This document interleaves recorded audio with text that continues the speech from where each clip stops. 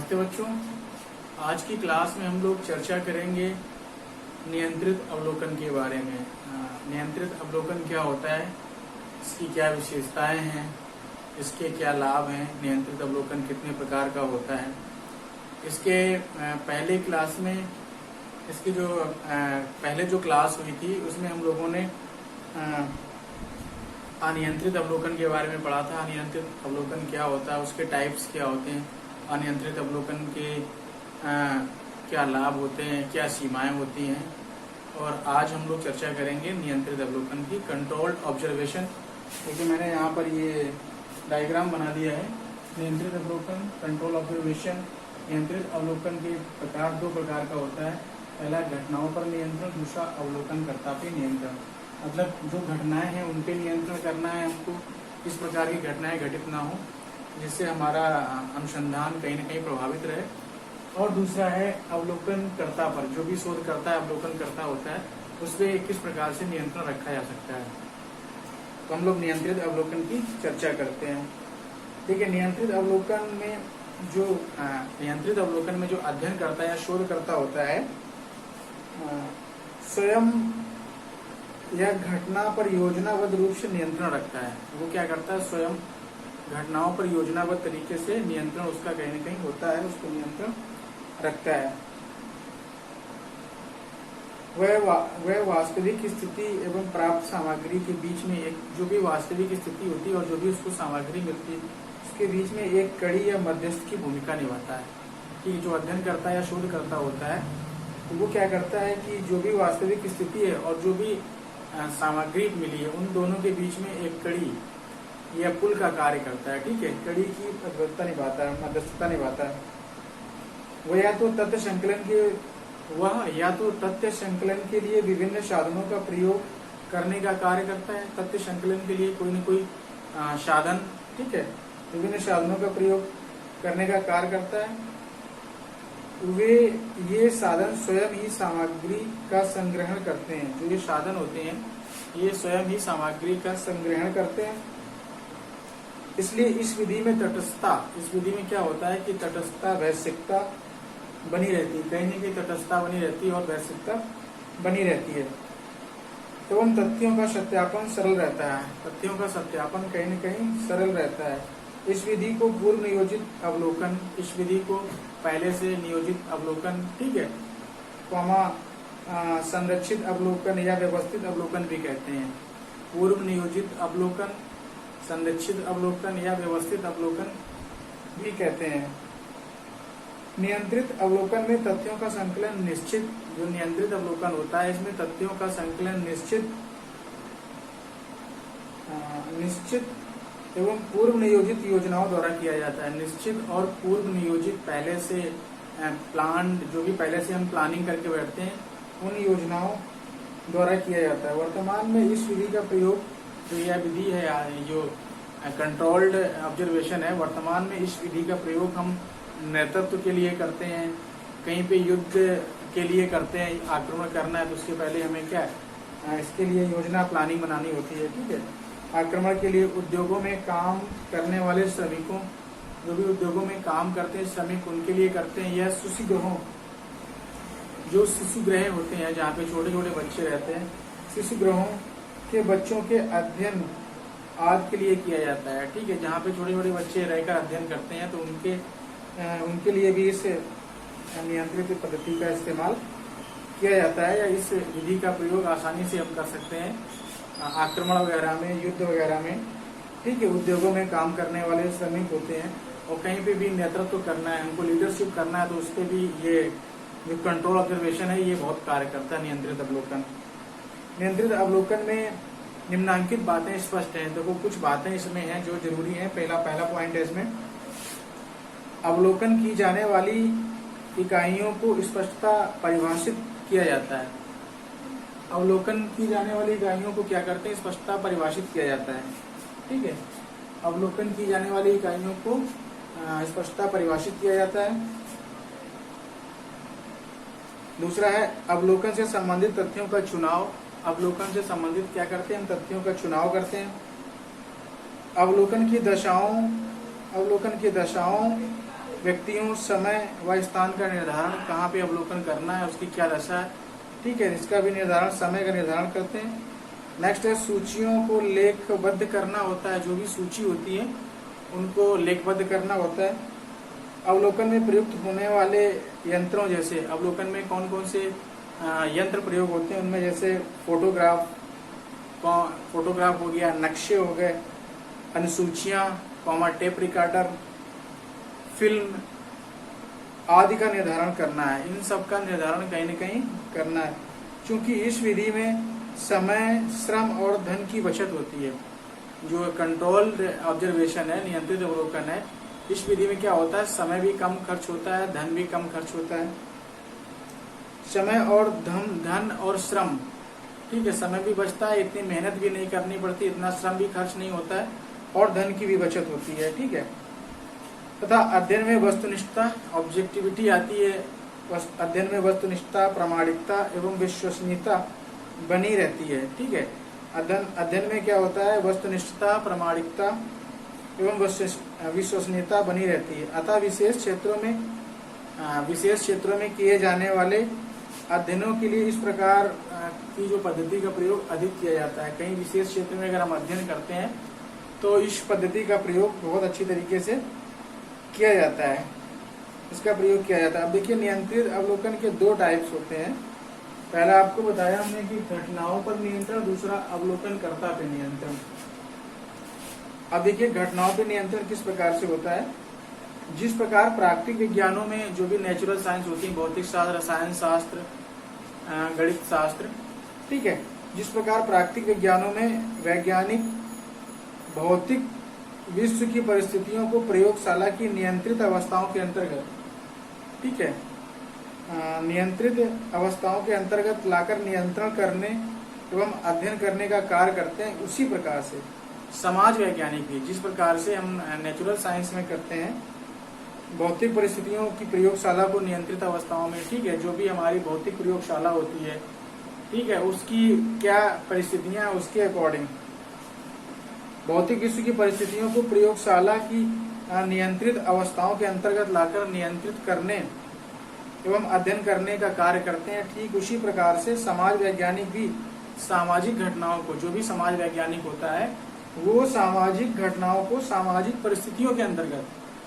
मतलब जो भी घटनाएं हैं वो सामाजिक परिस्थितियों के दायरे में रह के, भाई जब भी हम किसी सामाजिक घटना का अध्ययन करेंगे तो हमें वहाँ की परिस्थितियों का भी तो सामना करना पड़ेगा, सामाजिक परिस्थितियों का, कि कौन सी परिस्थितियां किस स्तर पे है, हमें किस प्रकार से अध्ययन करना है, के अंतर्गत, उन परिस्थितियों के अंतर्गत नियंत्रित करने एवं अध्ययन करने का कार्य करते हैं। उन परिस्थितियों को देखते हुए या उनको नियंत्रित करते हुए हम अध्ययन का कार्य करते हैं, इसलिए इसे सामाजिक प्रयोग भी कहा जाता है। इसलिए इसको क्या कहा जाता है, सामाजिक प्रयोग भी कहा जाता है। यद्यपि भौतिक विज्ञानों की तरह सामाजिक घटनाओं का प्रयोगशाला में अध्ययन करना सरल नहीं है। अब जैसे भौतिक विज्ञान है, रसायन विज्ञान है, इनका प्रयोगशाला में हम आराम से अध्ययन कर लेते हैं, लेकिन समाज शास्त्र में क्योंकि मानव के बारे में अध्ययन करना है, मानव संबंधों का अध्ययन करना है, मानव समस्याओं का अध्ययन करना है, तो यहाँ भी प्रयोगशाला ही बड़ा मुश्किल है और उसी प्रकार से अध्ययन नहीं हो सकता है, बड़ा कठिन है। इस विधि द्वारा सामाजिक घटनाओं एवं परिस्थितियों पर नियंत्रण लागू किया जाता है। अब ये होता है कि इस विधि के द्वारा हम क्या करते हैं, जो भी सामाजिक घटनाएं और जो भी परिस्थितियां होती हैं उन पे कहीं न कहीं नियंत्रण लागू किया जाता है और किसी विशेष परिवर्तन जो भी कोई विशेष परिवर्तन एवं उसके प्रभावों को ज्ञात किया जाता है। जो भी विशेष परिवर्तन होते हैं और जो भी उनके प्रभाव आते हैं उनको ज्ञात किया जाता है।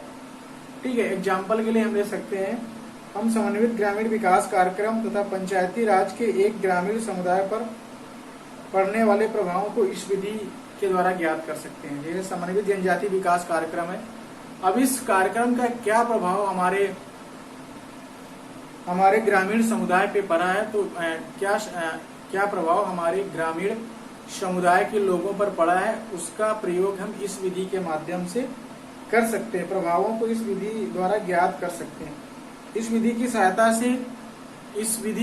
से थकान का अनुभव, समय एवं गति का अध्ययन, उत्पादकता एवं बालकों के व्यवहारों का मनोवैज्ञानिक अध्ययन किया जाता है। ठीक है, कहीं न कहीं जो भी बालक होते हैं उनके व्यवहार का साइकोलॉजिस्ट टेस्ट।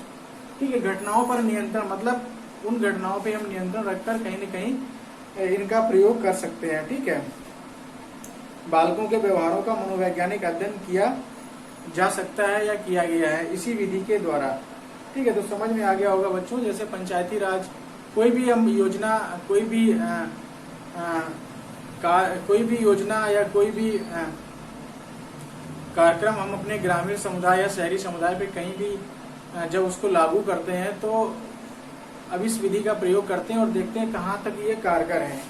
ठीक है, नेक्स्ट है अवलोकनकर्ता पर नियंत्रण। देखिए जो अवलोकनकर्ता होता है, अध्ययनकर्ता होता है, उस पर किस प्रकार का नियंत्रण रखते हैं।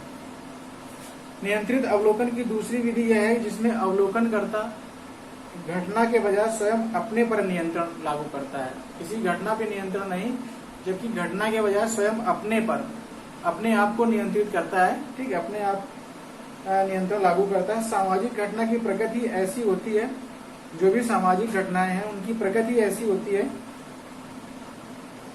कि उस पर नियंत्रण लागू करना कठिन है। मतलब सामाजिक घटनाओं पर नियंत्रण आप नहीं लगा सकते, लेकिन अपने पर आप कंट्रोल जरूर कर सकते हैं कि हमें किस प्रकार से अपने आप पे नियंत्रण रखकर अध्ययन करना है।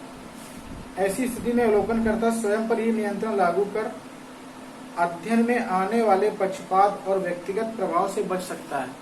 ठीक है, इस स्थिति में क्या होता है कि सामाजिक परिस्थितियों पे हो सकता है हम कंट्रोल न कर पाए या वो हमारे नियंत्रण में ना आ पाए, तो अध्ययनकर्ता जो शोधकर्ता होता है वो स्वयं ही अपने आप पे कंट्रोल रखे और जो अध्ययन इस प्रकार से कंट्रोल रखे कि अध्ययन में कोई भी पक्षपात, ठीक है, स्वयं नियंत्रण लागू कर पक्षपात और व्यक्तिगत प्रभाव से बच सकता है।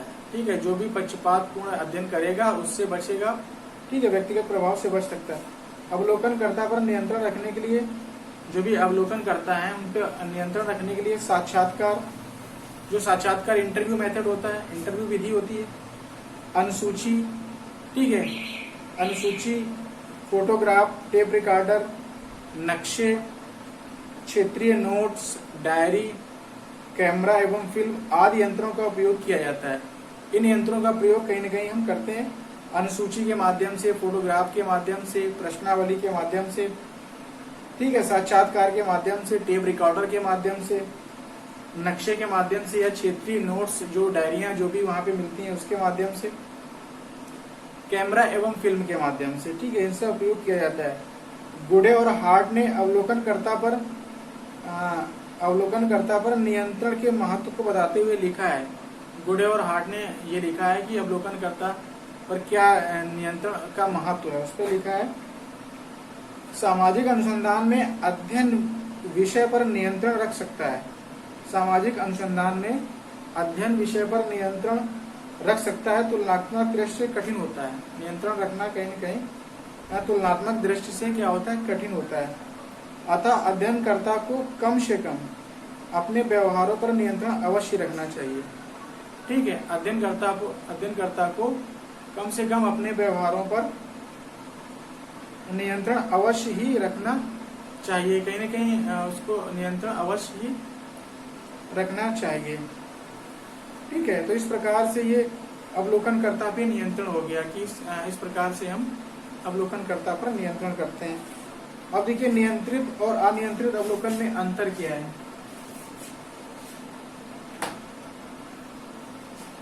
नियंत्रित और अनियंत्रित अवलोकन में अंतर।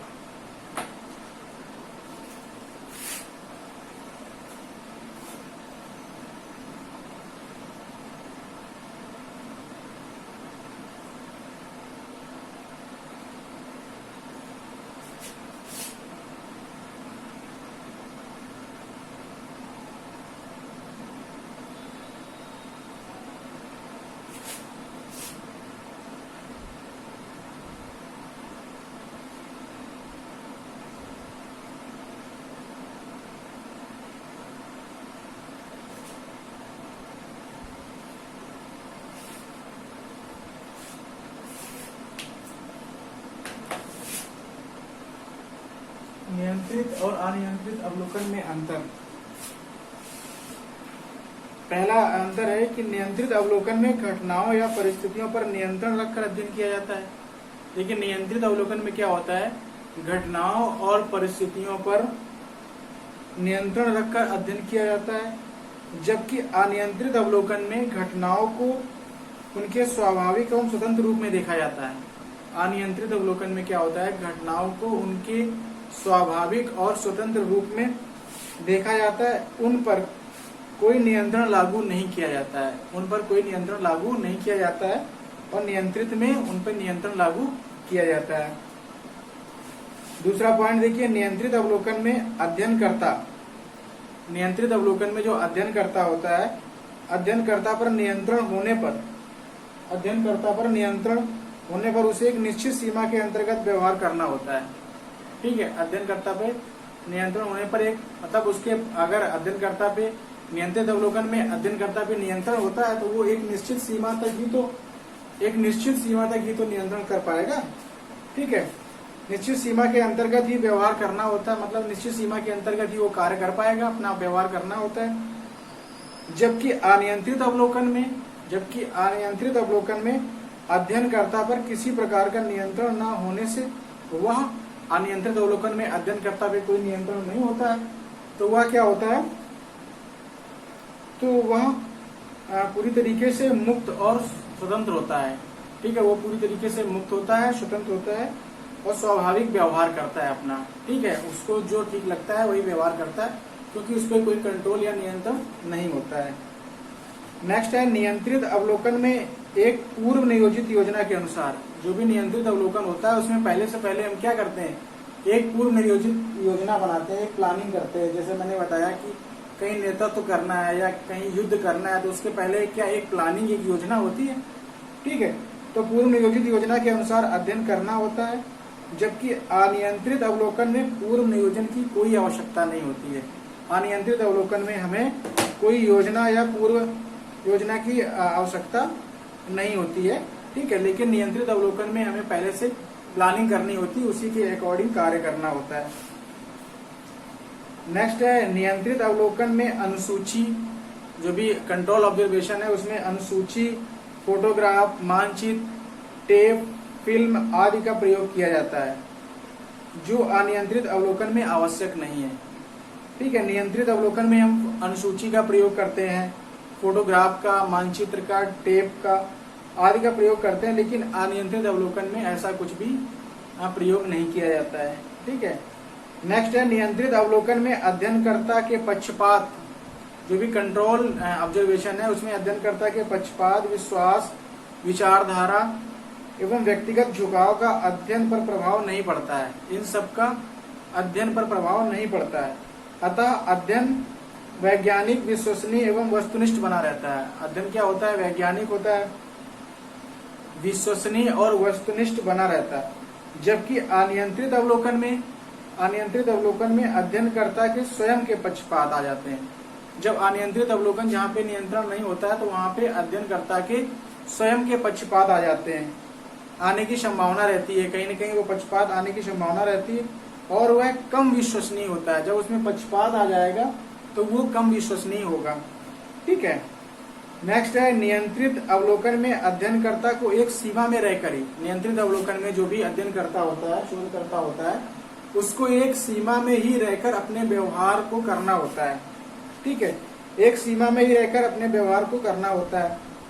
ऐसा अध्ययन गहन सूक्ष्म न होकर सीमित हो जाता है। ये जो अध्ययन होगा तो गहन नहीं होगा, ना ही सूक्ष्म होगा, एक सीमित अध्ययन रहेगा, क्योंकि उसमें कंट्रोल लगा हुआ है, कहीं न कहीं उसके दिमाग में ये होता है कि हमें यहीं तक अध्ययन करना है। ठीक है, जबकि अनियंत्रित अवलोकन विस्तृत, गहन एवं सूक्ष्म होता है। अनियंत्रित अवलोकन में हमारे पास कोई नियंत्रण तो होता नहीं है, तो वो अध्ययन कैसा होगा, विस्तृत होगा, गहन होगा, सूक्ष्म होता। वह गोपनीय तथ्यों को भी ज्ञात कर लेता है, जो भी गोपनीय तथ्य हैं उनको भी कहीं न कहीं ज्ञात कर लेता है।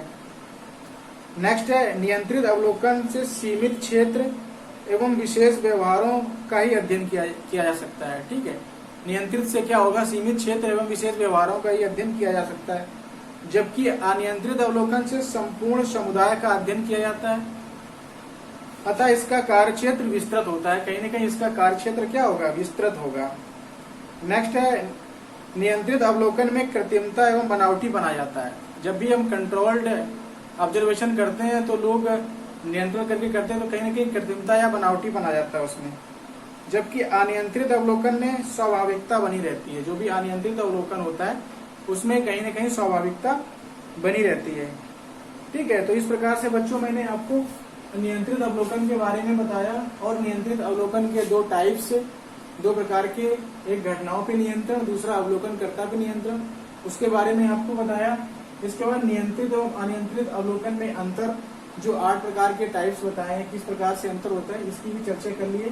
तो बच्चों ये आज का टॉपिक अब यहीं से समाप्त हो जाता है। नेक्स्ट टॉपिक में हम लोग सामूहिक अवलोकन की चर्चा करेंगे। ठीक है, सामूहिक अवलोकन क्या है, सामूहिक अवलोकन की विश्वसनीयता एवं प्रामाणिकता के बारे में, ठीक है, इसकी चर्चा करेंगे। लेकिन आज का टॉपिक यहीं से समाप्त हो जाता है। धन्यवाद।